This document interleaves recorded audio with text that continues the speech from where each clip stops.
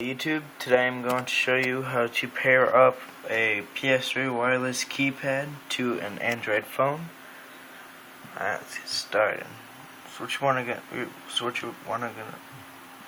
do is go to settings, Bluetooth, and you're going to want to turn your Bluetooth settings on.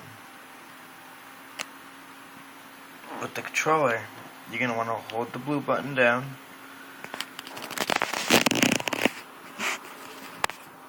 And while you're holding the blue button down, you're going to power it on.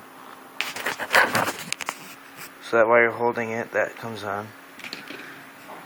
Now you're going to want to scan.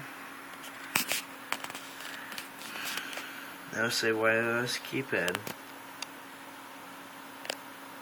Click on that. 8772, so you're going to want to come over to here and type in 8772. Then press enter.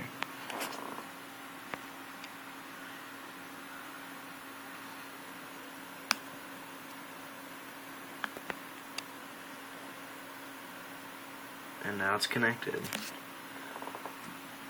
Now from right here, I'm not going to touch my phone at all, I'm going to use the keypad.